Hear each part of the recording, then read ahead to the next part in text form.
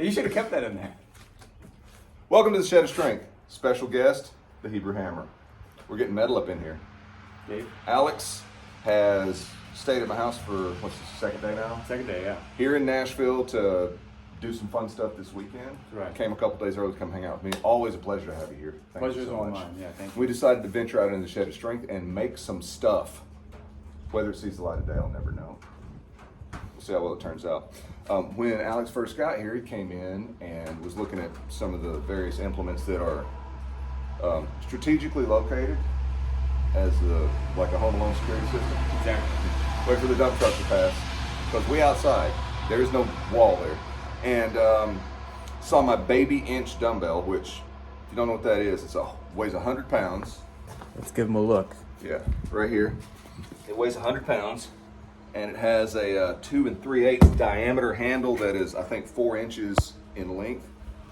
So it's about like a soda can. Makes it very difficult to lift. This is not an inch dumbbell replica. That's 172 pounds. That's why this is called the baby inches, because it's 2/3 of that, right? So Alex came in and grabbed it, and it refused to move off the floor. So what we figured we would do is have a live, as we're doing it, helping him figure out the best way to lift this thing and talk about some grip strength aspects and old time strongman stuff, etc. So step up to it and Let's see how this works. let's see how this works. All right. Now, when I came over the other day, I think I just grabbed it like you would grab any other dumbbell. Mm-hmm. And it was like right about there. Perfect. Look, camera work right there. How about this? Let's put it, we'll put this on the ground even. Because, there we go. Very high-tech setup we have here. Yes. This is not the shed of technology, this is the shed of strength, okay? So I grabbed it just in the middle, and I asked Dave, I said, did you nail this to the ground? It's just not moving. And he said, no, got to be stronger. And he gave me a couple of pointers. One of them was, he said, you're going to need to move your pinky closer to one of the globes. So not just right in the middle, but you want to use some leverage to your advantage. The major reason behind that is if we get more, hold your hand down here. If he puts it in the position he was in, which is forward a little bit, all of this area of his hand right here is not making contact with the dumbbell, obviously, right? So if we come back here, now he's got more surface area of his hand contacting the dumbbell, which makes it work better. Next tip? Yes. Now the next one was, he said, you want to make sure that you're wedged in nicely so that there's not a bunch of space in between your hand and the dumbbell handle. So like this. And then the final one was that your natural inclination is going to be to try to do this with your thumb. So try to fight that urge and keep it up a bit higher. So well, it's instead of closing in this way, it's bringing the thumb this way instead of this way. Yeah. It's subtle, but it's very powerful. And I got that tip from Adam Glass years ago. A strong man, if ever there was one. So let's give this a shot. It was daylight. Not enough, however. All right. And you'll see what happens there is the dumbbell wants to roll toward the opening of the hand because of the thickness of the diameter of the handle. And we were talking last night about some things that, wait for the car to pass, about some things that Alex can do that will help this even better. And we're going to talk about the angular trajectory that we want the weight to travel in. So instead of, I'm going to move you guys back down here. So instead of, we're here and lift it straight up off the ground like a regular deadlift would be, what we're going to do is we're going to, I'm going to turn so that you guys can see this way. Get my pinky in that position, get my thumb in that position. Instead of lifting it straight up, I'm going to lift it this way as it goes up. So at an angle going up toward the front globe. And what that does for people who haven't quite figured it out or aren't strong enough yet to lift a particular thick-handled dumbbell is it becomes, the back globe will come up before the front globe does. And it travels like that, right? So I'm gonna have Alex attempt to do that. All right. Let's give this a shot. I would say I'm warmed up, but it's like 42 degrees out here. Yeah, so it's a little chilly. warm is not the It's word. not the shed of warmth. Exactly.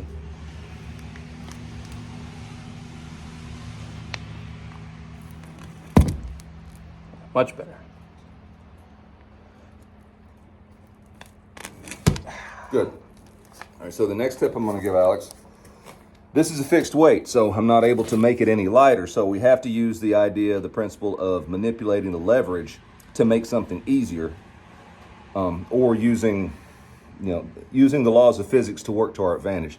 So because it wants to roll out of the hand this way, what I'm gonna have Alex do is take his finger and put it on the back globe, just enough to stop that rotation.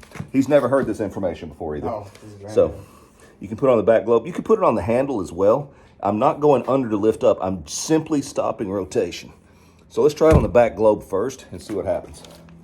All right.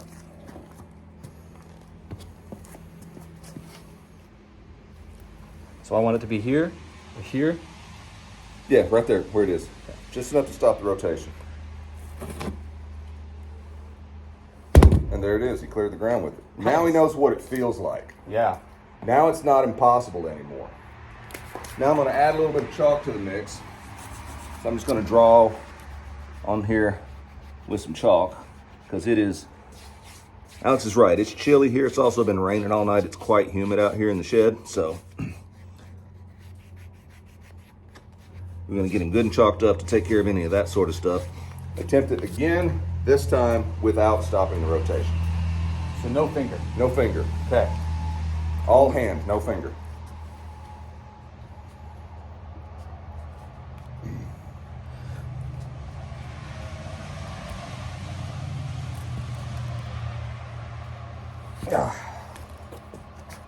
All right, give it another shot with the finger now.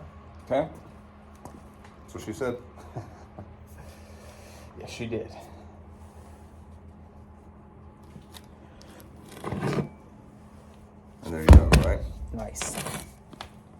All right. That rotation is a big one.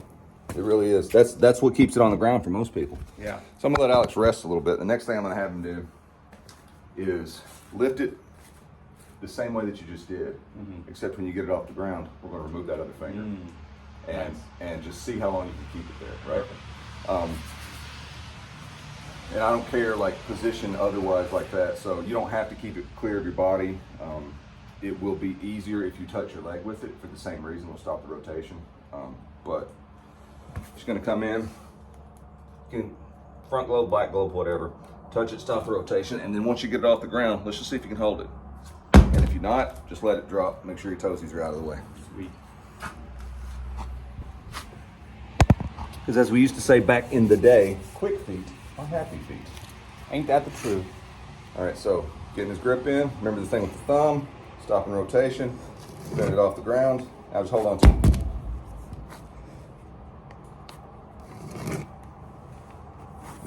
Right. Nice. And that is how one would work up to a weight with a thick handle that you can almost lift, but not quite. Yeah. Keep in mind, every rep that you've seen him do is all the reps he's ever done with this, with the exception of 2 Yeah. prior to this. And the bell didn't do anything on those. So that's good stuff right there. Very good stuff. How'd it feel? It felt awesome. One of the things that I think is especially cool about this is that if you're watching very closely, you'll see that there are a lot of parallels with the kind of training that we do with kettlebells as well as with calisthenics, but the tactics are different. And so when you see it, you think this is a brand new, magical, whole new world sort of a thing. But just like if you were to soap up a kettlebell handle and try to swing it, it's going to be a lot more difficult because it's going to want to pull out of your hand. Exact same thing happens when you're trying to lift it, only it's not soapiness or slickness that's trying to pull it out of your hand, but rather rotation. And so if you From can... girth. From pure girth, folks, and it is a very girthy handle, I can Girth. assure you of that. If it was a country singer, its name would be Girth Brooks. I like that. We've been making puns like the whole time I've been here, so if there's one thing we're warmed up with, it's plays on words, and Girth Brooks is a very, very good one. Indeed. Thank So, you. final thing to point out is that a lot of times it is the tactics that are going to help you to implement the strategies and principles that make up all different types of strength training. So even though the principles are the exact same between kettlebell training, calisthenics, barbell, as well as old-time strongman and grip work, the strategies are going to change, the tactics are going to change, and learning these new things are what can help you to open up a brand new world of strength, even in your favorite kettlebell and bodyweight movements. I like to think about it in terms of vocabulary, right? We have a limited number of letters. Those would be the principles that we're applying and doing whatever physical movement or strength endeavor that we got. How we arrange those letters creates different words, and how we arrange those words creates different meaning or different outcome of storytelling, right? So the objective here is to pick up the damn kettlebell or dumbbell, right? The principles involved, of course, have to do with understanding how to apply the force, the vectors that the weight travels in, so that it's the easiest path of resistance. There's a lot of glorification of take the path of most resistance, but if we were taking the path of most resistance, we would have to pack this and walk and carry it to each individual person's house and demonstrate it to their house. That's the path of most resistance. So don't buy into the path of most resistance, buy into the path of most effectiveness. And the most effective way to do this is to work with the physics of it rather than against it. That was a complete and total tangent that I wasn't expecting to come out of me, but it did. And it was good. Thank you. Because this is exactly the kind of a thing, principle-wise, where a lot of people go wrong because they think, how can I make this as difficult as possible, as opposed to how can I make this as effective or productive as possible? And difficulty does not necessarily equal productivity. Sometimes they meet, but it's not a guarantee that just because something is hard, that means it's also going to have any carryover into what you're trying to accomplish. That's what she said. Bingo. And like, if I want to make this as difficult as possible, as soon as Alex grabs the weight, I just smack him with his chain. That'd make it harder, wouldn't it? He'd probably hit me anywhere, and that would make it harder. And it would not make it at least bit more productive. So, rest it up a little bit. Let's run through the checklist of what we've covered so far. You're going to grab the handle, get as much surface area on the heel of the hand as you can. When you, I forget what the name of that motion is, but when you close the grip in, instead of thinking of doing the thumb this way and making a circle, think of, actually this is probably a better illustration of it, thumb and middle finger touching. That may not be where it is in your actual position, but for the demonstration here, that's what I'm doing. And then the thumb will attempt to come in that way, so that all of this side of the thumb, along with the normal part that you grip with, is contacting the handle. We're gonna stop rotation, stand up, hold it for a second, and let it drop. Nice.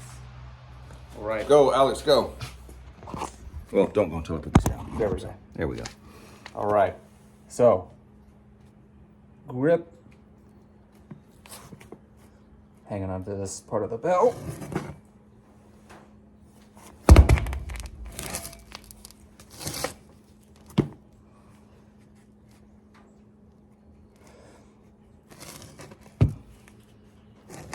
Oh, should switch hands.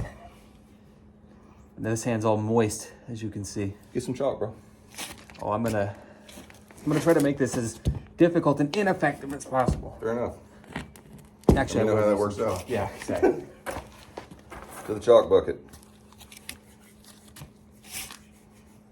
Another thing I'd like to point out is that I've worked up to tearing a whole deck of cards on a number of occasions, and this is still quite a challenge. So what's cool about grip training is that specificity really does matter, and it helps to have some specific practice in the thing that you're trying to get better at.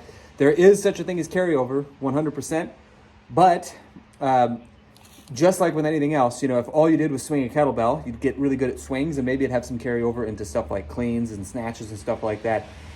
But over the long run, you're going to need to actually practice the thing you want to get good at. There's no difference with grip training. So, Nice. first time ever even attempting it with the left hand. Let's go for one more. There we go. There we go. Awesome. How'd that feel? Oh, great. Small tips can make a big difference, which is not what she said, actually. This is what he insisted. But the big thing to take away from here is, in addition to all of these pointers and insights and strategies to help make the bell more, we'll say, more effective, or the approach more effective and the bell easier to lift, what's really, really important is having somebody who has the experience and the coaching capacity to be able to walk you through it. So, speaking of which, let's now take a look at the coach himself as he hoists this bad boy. So, carrying on with the idea of the principles that we just talked about, we can also go the reverse of that, and we can take, make the heavyweight light. We can make the lightweight heavy. So this is not a very challenging weight for me to lift in just a deadlift type fashion. So what I can do to improve this aspect of open hand grip strength is I can then take the dumbbell, deadlift it as I normally would, and then just toss it to the other hand and catch it. And that is not easy to do. Not in the least. Not in the least. And I'm not even super good at this particular lift. Like, if you want to see somebody who's really good at this, go check out any of the content that Adam Glass has put out over the past 10 years regarding the inch dumbbell. Jed Johnson's very good at it. Lots of guys who know a lot about the inch dumbbell that are more advanced than I am at lifting it, but that hand-to-hand toss thing has been a staple of what I do for grip strength with thick-handled work since Adam turned me onto it years and years ago. I know Adam's a big fan of thick bar work and thick grip work for both crush grip and pinch grip. What are some of the things that it has carryover into? Because again, I think that there are some skills where you can find that there's a great carryover into other things, but I remember he said if you're only going to do like a very small number of things, those are the two things to focus on. So like what, for the, let's say the kettlebell and calisthenics side of things, what can people expect to see from, thick handle work, whether it's pinch or like what we're doing like with a crush grip? The first and most obvious thing is that if you're doing a lot of high rep sets, swings or snatches or anything like that, grip fatigue will be lessened. Yeah. The next less obvious thing is we talk about when we're pressing, crushing the handle to get irradiation. Having more strength in the hand to crush translates into more irradiation. So a stronger grip, crushing grip, will make your presses lighter or make you stronger in your presses, whichever way you want to view that. So that's definitely part of it. And then Alex spoke earlier about specificity and broadness in training and all that sort of stuff.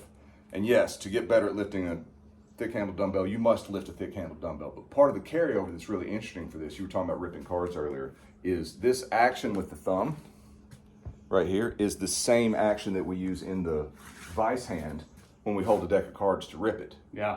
And I talk all about that in the card ripping course. Yes, an excellent course, by the way. I have to say, a lot of times people want to learn how to do cool stuff, and they look at most of these things as party tricks. And so particularly with card tearing, or you see the same thing with people tearing phone books and stuff like that, people are like, well, what's the trick? There's got to be a trick to it. And the trick is you got to get a lot stronger. And so in order to get a lot stronger, you're going to need to follow a certain path. And one of the things that I did, you'll learn about in the card ripping course, is you start off with fewer cards. And I can say I'm not giving away much of anything. This is like, this is pretty straightforward, but this is a great example of like a long-term programming strategy. And it is very similar, at least in terms of principles, as with kettlebell and bodyweight training, where you have to kind of add reps over time. You do the exact same thing with cards. Let's say you start off with a certain number of cards. Let's say half a deck, 26 cards. Exactly. And once you get good at that, then maybe you add another 2 or 3 cards to it. And it seems like that would be very tedious, but what you find is that is what helps you to start making very, very quick progress. And it would be similar to being like, okay, I've done a couple of sets of push-ups. Now I'm going to try one armers, and then you can't do it. And you're like, well, maybe the strength training thing isn't for me. No, you just need to spend a little bit more time with it. And so the great thing about it is that it harkens back to a day when people spent more time on strength training as a process as opposed to outcome-based goals, where it was like, I'm going to lift X amount, X number of times by Y date. You learn how to treat it as a daily or a couple times a week approach that's very patient, that is very methodical, and most importantly, that sticks around. Because even for me, even if I go a couple of months without doing any card tearing, I've now made my tendons and ligaments strong enough where I can still tear a deck of cards after proper warm-up, obviously. But these are skills you can't even usually expect to maintain, even in kettlebell and bodyweight training, regardless of how good the program is, because it's just a whole different world of strength, given the fact that you are working on really strengthening and improving the quality of your connective tissue. So the How to Rip a Deck of Cards course, phenomenal. It helped me. Thank you. Big time. I mean, I couldn't rip anything prior to that, but he goes deep into the principles, into the practices, and gives you tons of details that make it so much easier to tear a deck of cards. Highly recommend it. And where can they get them? howtorippadeckercards.com. Clever, I know. Yeah, it should be relatively easy to remember. So, any final words before we set these fine people off into the world to crush weakness and forge epic strength? One final thought. You referenced earlier about doing it, the incremental process, adding a few reps, and the patience that's involved in that. Yeah. Being patient when you're training that way. You said something yesterday that I thought was very well worded. You said there are no shortcuts, but there are fast tracks. There is a fast lane. Mm-hmm. The fast lane is the lane of developing your patience, because true strength is the development of patience. Yeah. It's the understanding that if I do a little bit today and a little bit tomorrow and a little bit after that and a little bit and a little bit and a little bit, eventually a little bit becomes a lot.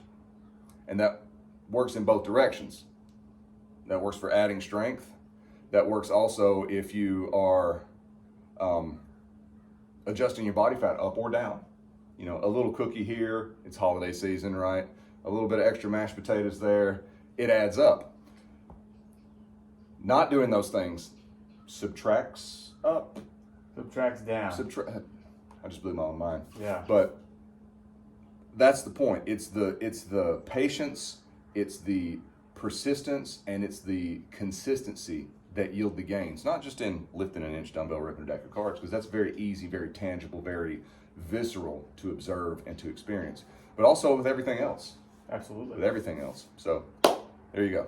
From that, I would say, folks, go ye forth and rock. And as always, have fun and happy training.